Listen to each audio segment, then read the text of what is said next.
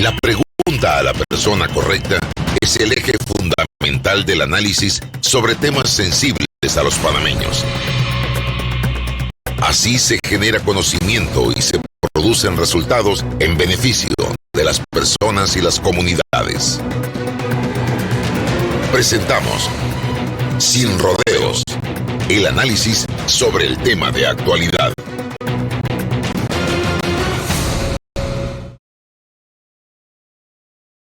Con nosotros, a partir de ese momento, la profesora Maribel Gordón, candidata por la libre postulación a la presidencia de la República. Está con nosotros César Ruilova, también abogado y parte de este programa.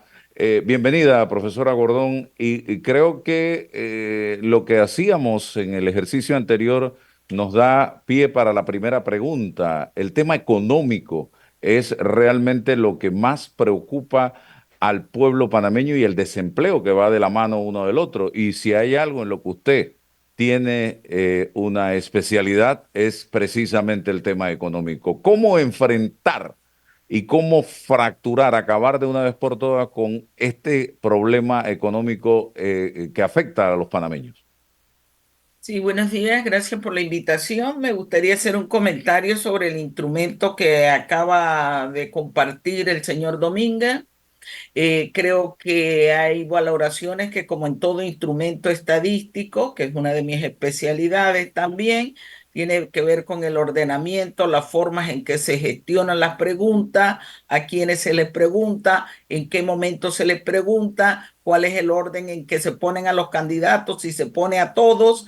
Y solo creo que tenemos que ir más aterrizados porque hay contradicciones. Dice, la gente quiere un cambio, sin embargo, cuando hay las valoraciones se mantienen en papeletas y dupletas que son los que ya han estado, porque todos han estado, salvo Maribel Gordón. Y le recuerdo a él que lo mismo fueron los resultados cuando iniciamos el proceso de búsqueda de firma. Las encuestas decían no va para ningún lugar y luego se asustaron.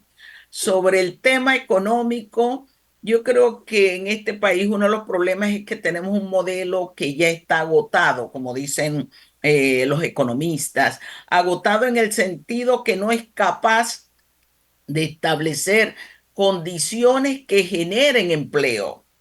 Estamos circunscritos a un modelo histórico de rentismo, de transitismo, que tiene sus cortapisas en el plano de hacer una propuesta de generación de nuevas plazas de empleo.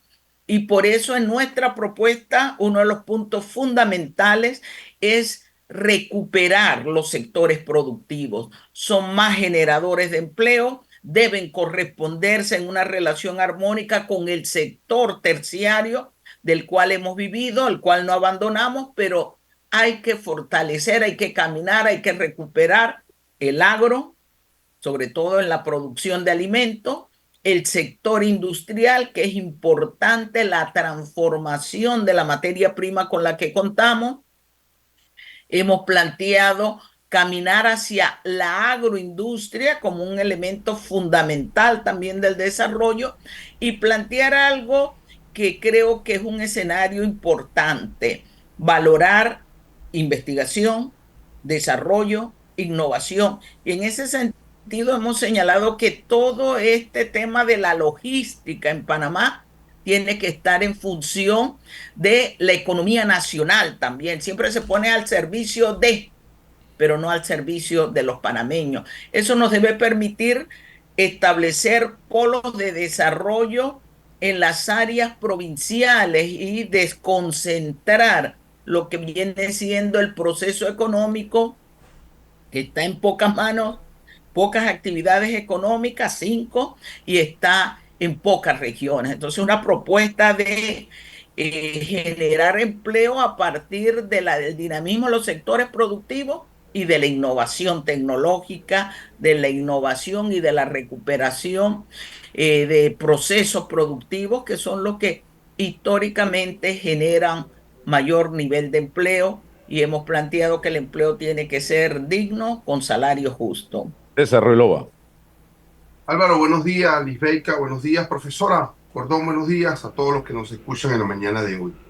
Profesora, intuyo que desde su perspectiva eh, valora la idea de un Estado económico, un Estado que promocione la economía, que la active. Porque contrario a ello, hay una coyuntura en distintos países, distintos líderes que hablan de un Estado mínimo, de un Estado achicado, de un Estado que le dé paso en materia económica al impulso del capital privado. Frente a esa coyuntura, ¿cuál es su postura o su visión? ¿Qué crítica o valoración genera ante esta posibilidad contraria a ese estado económico con músculo para ir a nivel interno y a internacional generando economía? Yo creo que es una muy buena pregunta porque en ninguna economía del mundo el Estado no participa, incluyendo a los países desarrollados, los países capitalistas. Su vinculación del Estado en la actividad económica tiene un rol fundamental. Es más, tenemos que recordar que el Estado surge como una necesidad del mercado. Históricamente ha sido la valoración. Sé que hay una discusión de qué tanto debe intervenir el Estado en la actividad económica y eso es otra cosa. En Panamá desde principios de la República, pero fundamentalmente desde el 79, se ha venido contrayendo la participación. Y cuidado, un Estado más chico no significa un Estado que no es más represor. En Panamá hemos vivido esa experiencia en los diversos niveles.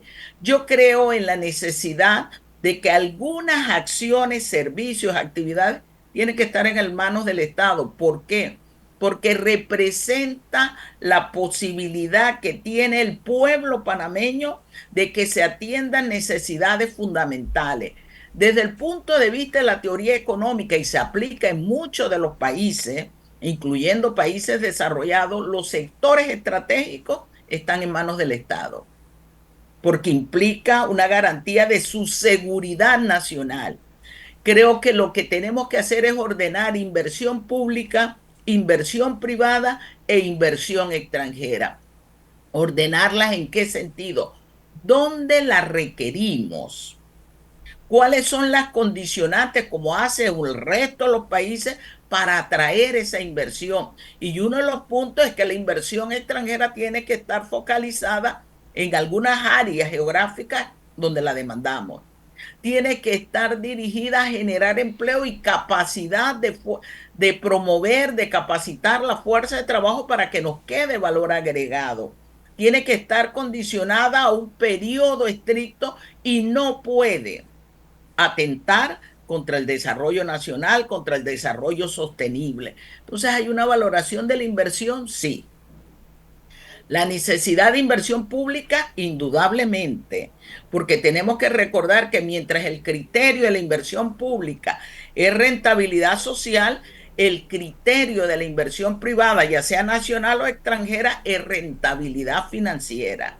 El Estado, el gobierno, tiene una responsabilidad y esa responsabilidad tiene que ver con la posibilidad de que la gente tenga acceso a los más elementales recursos para una vida que propenda hacia la dignidad. Me estoy refiriendo al tema de la educación, el tema de la salud, el tema del acceso al agua potable, como garantías de derecho. Y esa es la visión que nosotros hemos expuesto en nuestro plan para la vida digna. Sí, profesora, ustedes plantean también la necesidad de una transformación total en materia constitucional a través de una constituyente originaria, es lo que tengo entendido. Una constituyente originaria nos puede llevar a que incluso usted tenga que dejar el cargo de presidenta y llamar a nuevas elecciones, a sacar a todos los diputados que hayan sido electos para cambiar totalmente la Asamblea Nacional de Diputados y a cambiar a todos los magistrados de la Corte Suprema de Justicia, porque es una transformación general, es lo que tengo entendido. Usted acláreme si pudiéramos ir en esa dirección y cómo se vería impactado o beneficiado el país con algo como esto. Bueno, lo primero que una constituyente originaria significa es esa participación de los más diversos sectores sociales, de todos los sectores sociales, en la definición del país que queremos, hacia dónde lo queremos llevar y cuáles van a ser las normativas que lo deben regir. Esa es una decisión que debe tomar el soberano, es decir, la población panameña, el pueblo panameño, en la conducta de plantear qué quiere, cómo lo quiere y hacia dónde va. En ese sentido, como presidenta de la República, estoy obligada a acatar la decisión de la población. En otros procesos, en otras latitudes, se establecen estos periodos de transición para dar paso precisamente al nuevo ordenamiento, a un ordenamiento social que atienda las visiones, el sentir de un largo plazo de una población que cree con urgencia que debemos estructurar una nueva relación en el conjunto social. Yo creo en la democracia real, en la democracia participativa. Tengo que someterme a lo que la población decida. Y en ese sentido he dicho, voy a impulsar una constituyente originaria frente Bien. a un Estado fallido que tenemos en estos momentos, una Entonces, si la decisión del institucionalidad en soberano crisis. es, si la decisión del soberano es que se vayan todos y llamar a nuevas elecciones, ¿usted acatará esa decisión del soberano? Acataré la voluntad del pueblo panameño. A él me debo, a él he representado históricamente y es uno de los problemas que tienen los gobiernos, los partidos políticos tradicionales, que creen que cuando usted emite un voto cada 5 años le entrega un cheque en blanco para que ellos hagan lo que les dé la Y la gana. pregunta se la hago porque usted pudiera gobernar con una asamblea totalmente en contra. ¿Qué haría en ese caso?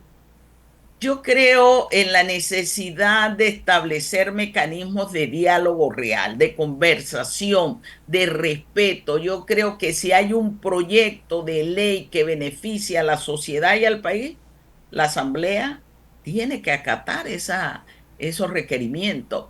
Se supone que hay un conjunto de candidatos por libre postulación, gente que está planteando otro quehacer y otra dinámica de la Asamblea.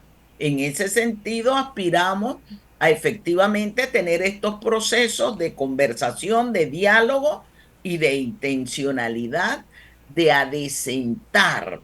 Los diputados, las diputadas tienen que caminar hacia adecentar.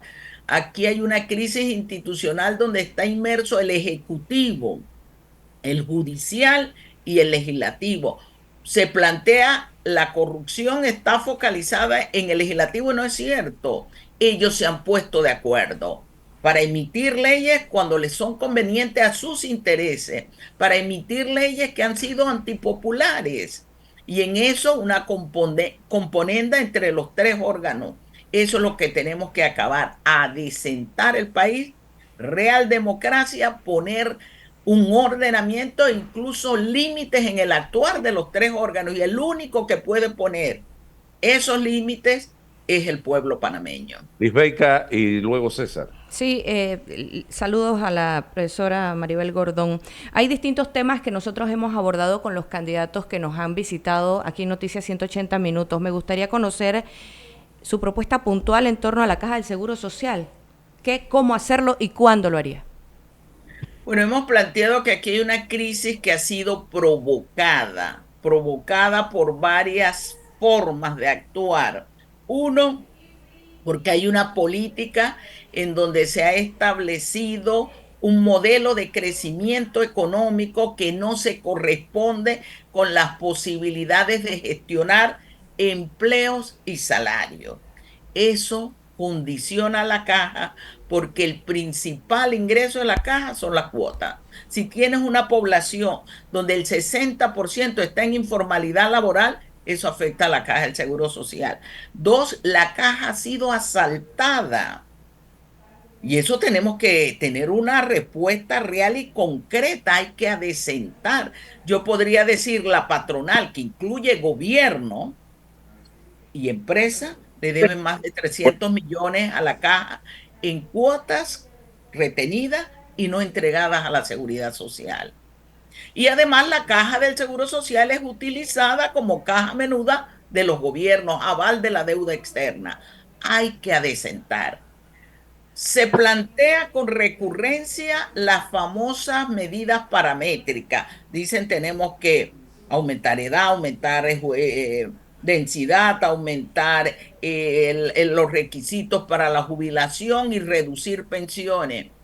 Las paramétricas son recurrentes, ya lo hemos dicho, no resuelven el problema. Por ahí hay un candidato que dice, salvamos la caja en el 2005. Yo quiero decirle a ese candidato, y él lo debe saber, que en el 2008 condenó el programa solidario, le cerró su fuente de ingreso, pero se mantuvo los gastos que deberían proveer ese sistema. Eso no tiene racionalidad social, solo favoreció privatización de recursos de la Caja del Seguro Social.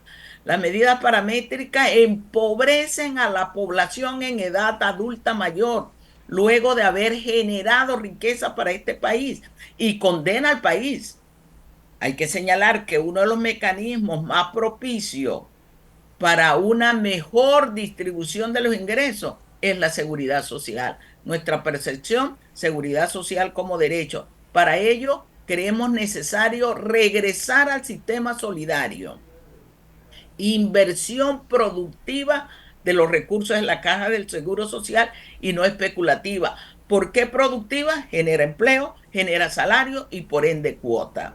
Creemos en la necesidad de que se establezca un fondo adicional que permita a la Caja del Seguro Social para los programas de invalidez, vejez y muerte poder cubrir el hueco que crearon en el 2008 estos gobernantes. Hemos sido claras. La propuesta de la seguridad social, ¿por qué no la sometemos a referéndum? Llamemos a la Para que se población. necesitan 60.000 millones de dólares para pagarle hasta el último jubilado del plan solidario. Sabemos que se necesita eso en función de la crisis que provocaron. Okay. Y sabemos además que las cuentas individuales están generando pensiones de hambre. También. 40%. ¿Qué es lo que pretendemos? Que de cada $100 se lleven menos de $40. Eso que va a es ser la otra crisis que hay que en las nos va a cuentas venir encima. Esa va a ser otra crisis. Ahorita no hablan de eso, pero porque eso no ha salido de manera natural ningún pensionado a través de lo que son cuentas individuales. Ese es uno de los problemas. Aquí se dice se salvó, aquí se profundizó la crisis y se condenó al pueblo panameño a no tener el acceso a pensión. Eso no es posible en ningún país. Cuando hablamos de seguridad social tengo que entenderlo como inversión. Aquí quiere verse como gasto. Cuando hablo de seguridad social tengo que verlo como rentabilidad social. Aquí quieren verlo como rentabilidad financiera para los grupos administradores de pensiones. Ese es el concepto equivocado. La población tiene derecho a pensiones dignas. El Estado debe garantizar un manejo adecuado. Y por eso digo, hay que adecentar la caja.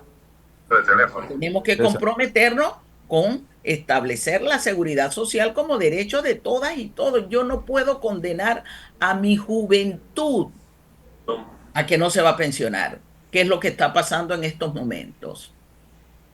César.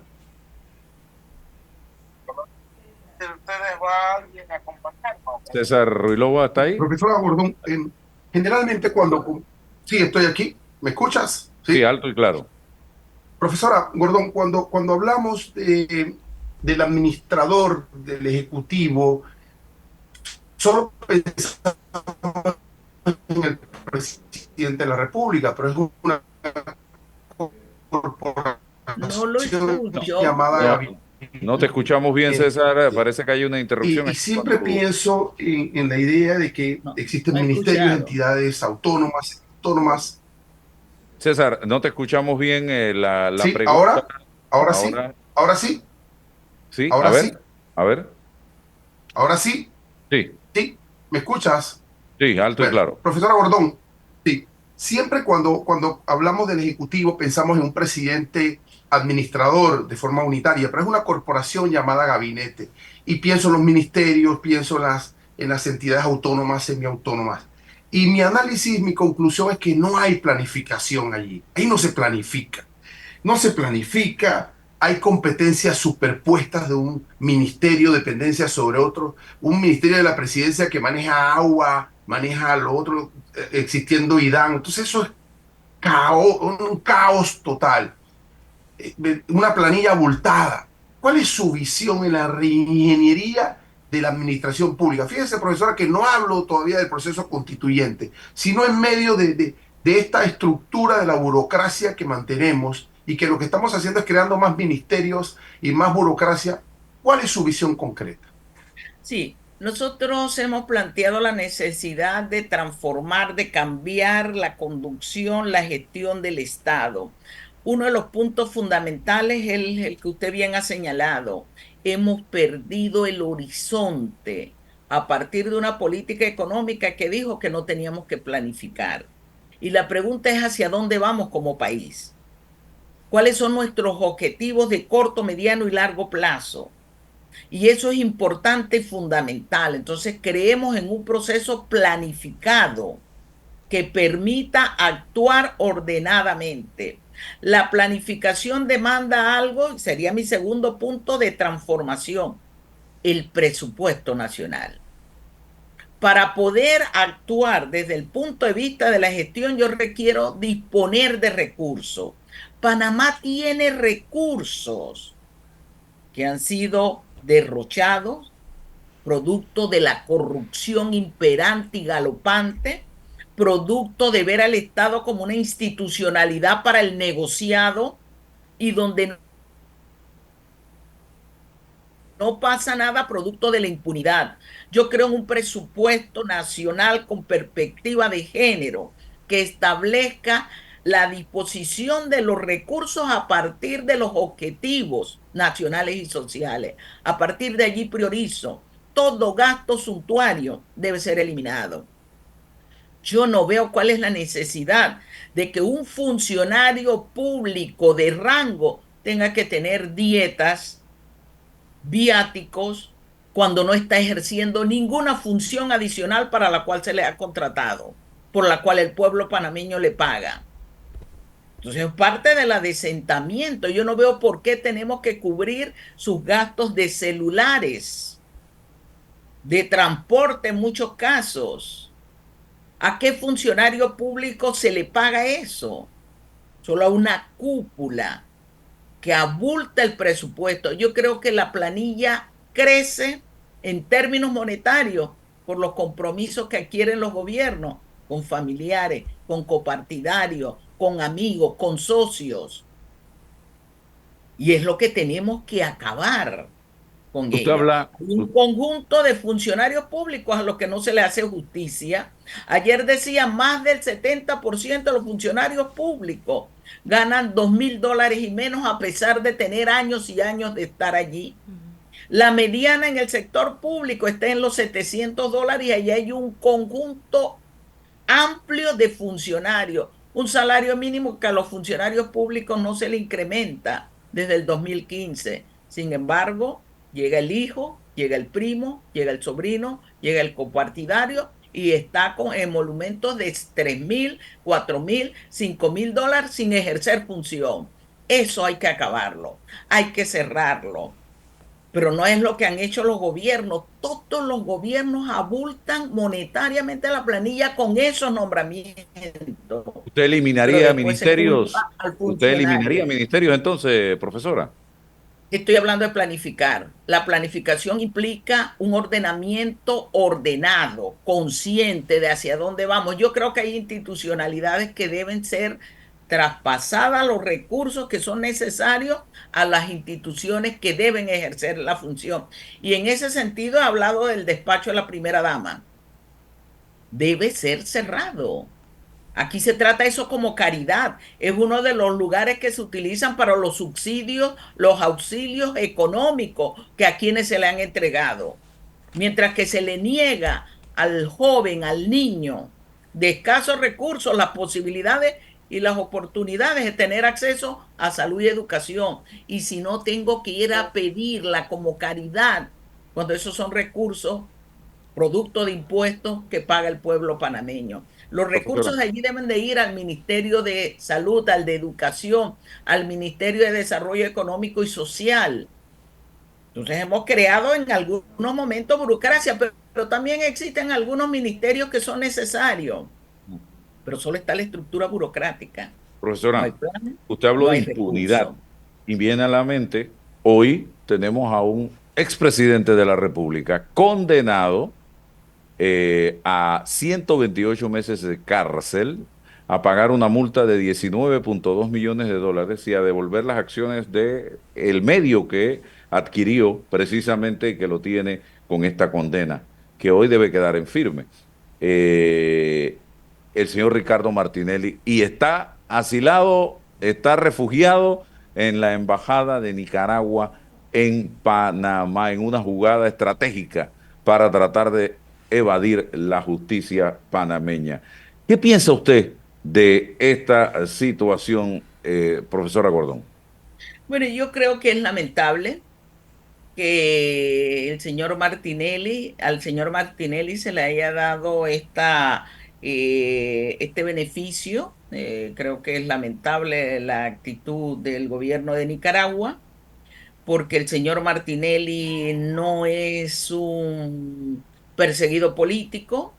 Hay que recordar que tiene juicios que han sido valorados donde se declaró culpable por casos de lavado de capitales, por corrupción, pero también tengo que decir que no son los únicos casos. En el caso del señor Martinelli hay crímenes de lesa humanidad por los cuales no han sido llevados a los tribunales. Hay que recordar la masacre de Changuinola, de Bocas del Toro, donde 600 panameños y panameñas fueron afectados en su visión. El señor Martinelli ha sido violador de derechos humanos. Ese señor que salió de la Embajada de los Estados Unidos y dijo, bueno, este es el candidato. Y sectores que hoy condenan y en ese momento dijeron, los empresarios no roban. No se llevó el país porque no pudo. La acción de Maribel Gordón en la presidencia es solicitar al gobierno de Nicaragua que lo regrese, que extradite al señor para que cumpla su condena. Y yo he Pero, dicho, ¿usted cree no que debe deben dar el haber país salvoconducto? por cárcel. ¿Usted cree que ¿Perdón? usted cree que se le debe dar el salvoconducto para que viaje a Nicaragua? Claro que no, pero hay eso que el señor Domínguez llamó beneficiados con la salida de Martinelli, que lo están rogando, que los están gestionando y a los cuales le conviene. Ese es el problema, que aquí hay dobles discursos. Frente a eso quieren que se lo den, a pesar de los casos de corrupción, de violación a derechos humanos y de crímenes de lesa humanidad. Mi discurso, mi planteamiento es coherente, que se quede y no país por cárcel. Este país no merece ese tratamiento que le han dado los gobiernos donde llegan a acuerdos de impunidad, pactos de no agresión entre ellos. Y el caso del señor Martinelli no es el único. ¿Qué mensaje le enviaría usted al sector empresarial de este país que quizás tenga cierto temor de que Maribel Gordón llegue a la presidencia de la República? ¿Cómo se manejaría usted con el sector empresarial y productivo de Panamá? Soy panameña, pretendo impulsar un plan para la vida digna. He dicho que allí caben todos y todas. Al sector productivo está en mis prioridades, al igual que la micro y pequeña empresa, y por ende entiendo los requerimientos de esta micro y pequeña empresa que demandan una población con poder adquisitivo para poder realizar ellos lo que hoy denominan los emprendimientos. Con el sector empresarial estoy planteándole, miremos a Panamá. Panamá requiere pasar de solo crecimiento y caminar al desarrollo. El desarrollo económico implica crecimiento económico, sí, pero con bienestar humano. Es una propuesta al cual he llamado al sector industrial también como una base fundamental. Creo en la necesidad de impulsar proyectos de inversión pública, pero también de promover la inversión privada. y la inversión extranjera en las áreas que definamos como de desarrollo nacional y social. Abierta al diálogo, me he reunido con ellos, he conversado y yo soy franca. Les he dicho mi visión, mi planteamiento, mi propuesta de país, que es el plan para la vida digna, bienestar, desarrollo, democracia, participación, respeto a todos y todas, identidad cultural, ambiente sano y no destrucción de la naturaleza, de los recursos. He dicho un Panamá donde el panameño y la panameña tengan el derecho a ser feliz. Y eso es lo que vamos a construir con empleo y salario digno, con alimentación, con acceso al agua potable. Me interesa conocer, profesora, su punto de vista con relación a los subsidios, mantenerlos, revisar resultados de los mismos. ¿Qué nos plantea la profesora Gordón? A mí me llama la atención cuando hacemos el tema de los subsidios un problema y no conocemos sus orígenes. 1995, las instituciones financieras internacionales llamaron a 3 líneas de propuesta. Una de ellas, las transferencias. ¿Por qué lo hicieron? Por la profundización de la crisis social, por la pauperización de las condiciones de vida de los pueblos en América Latina y el Caribe. Llaman a transferencia, a subsidios. Los subsidios no son respuesta. La respuesta es generar empleo digno, con salario justo. Empleo digno significa estabilidad. Salario justo significa tener las condiciones para garantizar la vida material del trabajador y su familia, propender a la vida decorosa.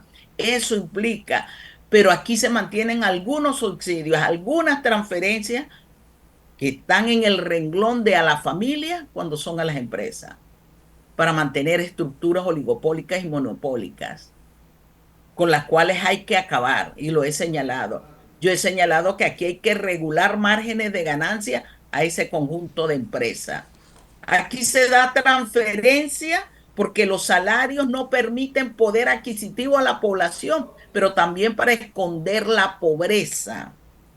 Esas que han ido cambiando de metodología. Hablaron primero de línea, después de pobreza multidimensional. Es un mecanismo ficticio para esconder lo que no debería ser en un país que tiene el mayor crecimiento de América Latina y el Caribe, pero que sin embargo refleja una de las peores distribuciones de la riqueza a nivel de América Latina y el Caribe y del mundo. Eso no tiene justificación.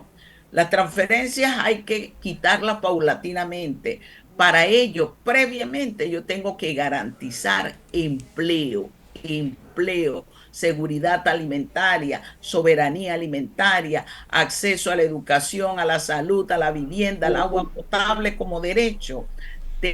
Tenemos que hacer una política integral, porque aquí dicen corten los subsidios, y si hoy el 21.7% de los panameños viven en pobreza, dice el Banco Mundial que de quitar una de las transferencias se incrementaría en 5.7% la pobreza.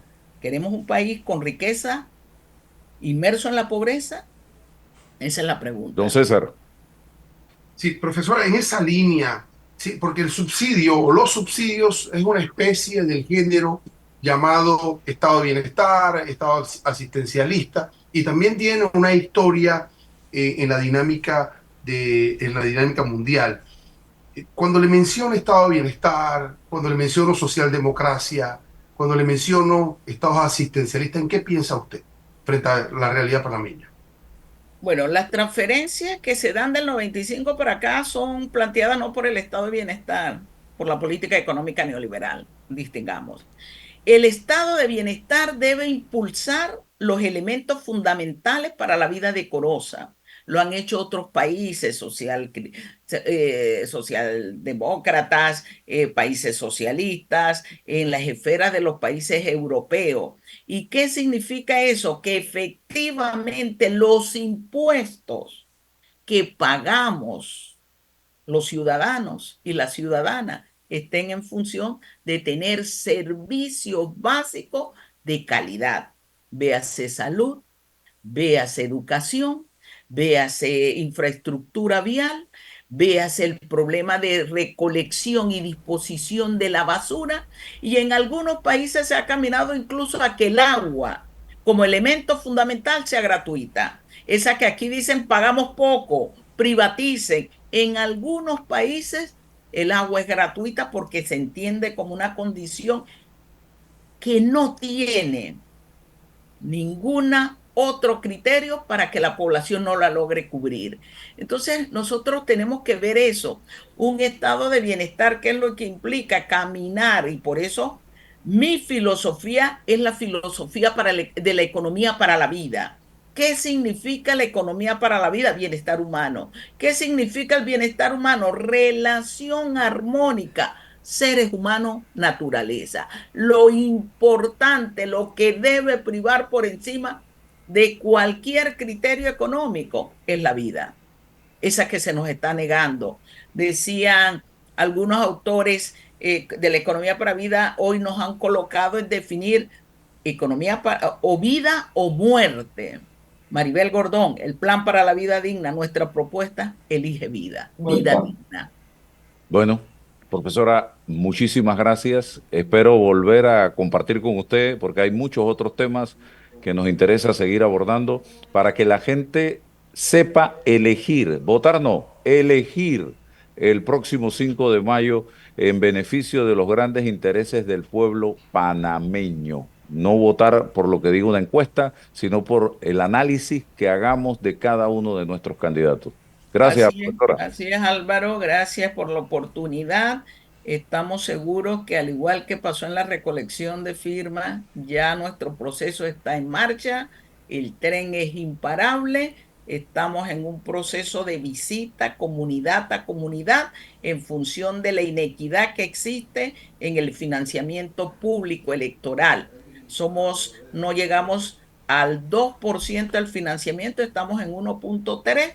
No llegamos a $1 millón versus otras candidaturas que tienen 21, 19, es decir, es totalmente inequitativo, pero dignidad frente a chequera. Disculpa, pero casilla 11 el 5 de mayo. Nada que disculpar, usted está aquí precisamente y ya estamos en campaña. Casilla 11 el 5 de mayo. Así es. Gracias, profesora. Gracias, profe. Gracias. Hasta luego. Así es, nosotros nos corresponde ir a hacer una pausa en